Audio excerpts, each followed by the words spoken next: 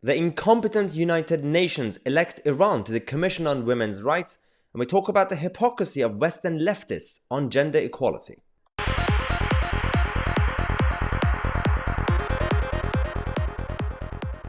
Hello everyone, I am back after a couple of days dealing with some health issues. Thank you so much for all the messages and emails and comments that you've left. I'm officially back, recovered. Now let's get on with today's show. We've got another one coming up at 8 p.m. where we're going to talk about Dominic Cummings and Boris Johnson and the role of the mainstream media. But in this video, let's talk about what's going on in New York and the United Nations, because they have got together to elect a country to the Commission on Women's Rights.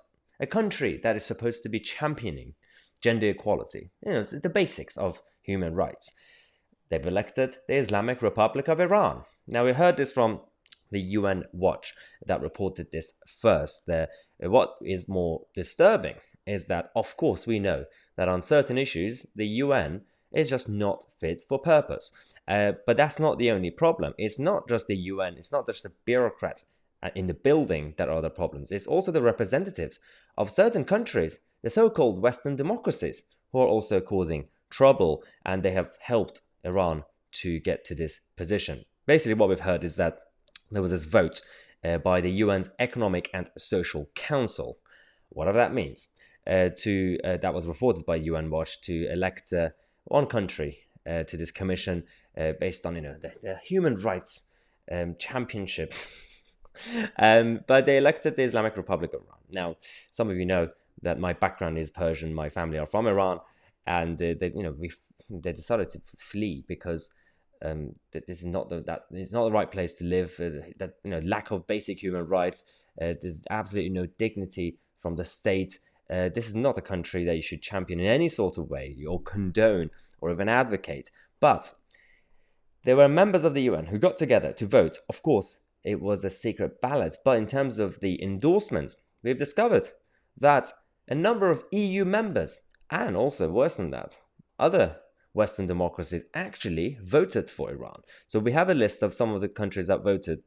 That includes Australia, Austria, Canada, Finland, France, Latvia, Germany, Luxembourg, the Netherlands, Norway, Switzerland, the United Kingdom, and the United States of America all voted for Iran. Now, how do you explain that?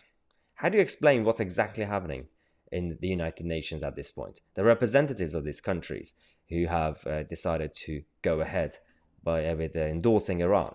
So it's not just the bureaucrats in the UN who have done this. It's actually all these members who, for some reason, thought it's best to elect the Islamic Republic of Iran to become the champion of women's rights. We know exactly what's happening in Iran, and we have activists like Masih Alinejad, who was a journalist in Iran. She had to escape. She's currently, I believe, in the US, and she's doing, obviously, all her best to fight back from abroad. She responded by saying that this is surreal. A regime that treats women as second-class citizens, jails them for not wearing compulsory hijabs, bans them from singing bars, and bars them or bans them from stadiums, and doesn't let them travel abroad without the permission of their husbands, gets elected to UN's top women's rights body.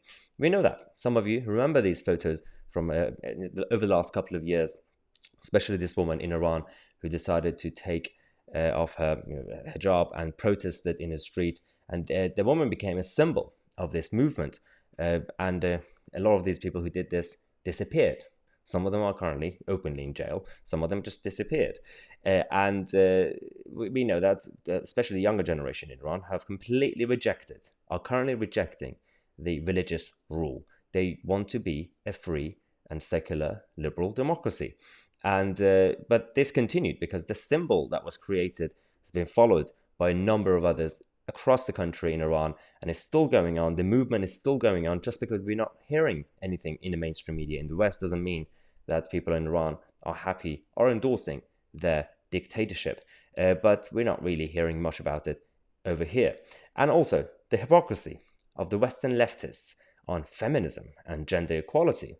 The people who are going around and saying that, defending in the name of feminism, going around attacking men in the West, saying that, well, when men are evil, so that's the only way we can achieve equality is by just attacking one gender, instead of actually championing women, instead of patronizing them, instead of creating quotas or some sort of positive discrimination.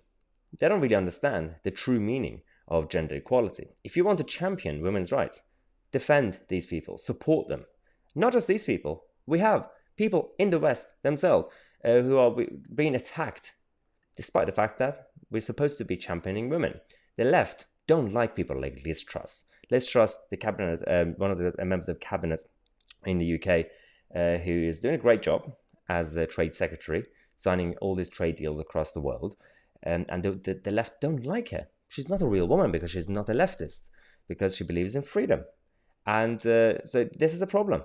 I've always said, when it comes to the culture battles that we currently have, from the perspective of leftists, certain obviously leftists, we're talking about the liberal left, you're not really what you are unless you believe in what they believe in.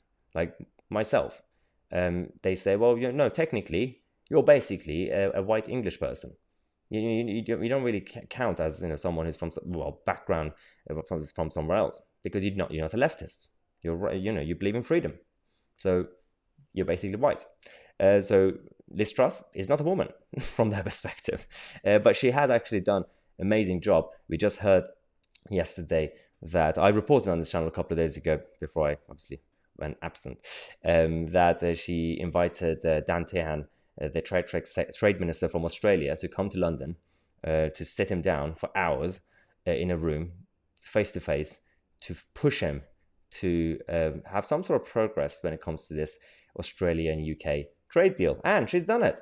So despite what everybody said in the media, that, well, it's not going to be difficult, it's not going to be easy, and it's going to take some time, now they've agreed that this trade deal should be sorted out by June, and it's a win-win deal. We actually have the obviously statement also from Liz Truss's department.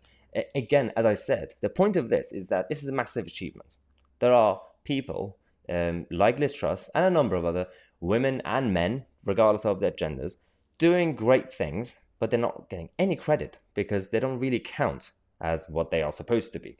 So identity politics is there's a bit of a double standard when it comes to identity politics from the perspective of the liberal left. If they really cared about equality, they would complain about the United Nations and their decision. If they really cared about equality, they would defend and support Liz Truss, and they would support the women in Iran who are currently fighting for freedom. Well, I just wanted to expose this. Also, again, as I said earlier, thank you so much for all the messages. I'm absolutely fine now. I've recovered. I'm back. We're going to have some great news from this channel very soon to make sure that we remain what you have been supporting us to be. We are the media. Thanks again for watching. I'll see you guys in the next video at 8 p.m.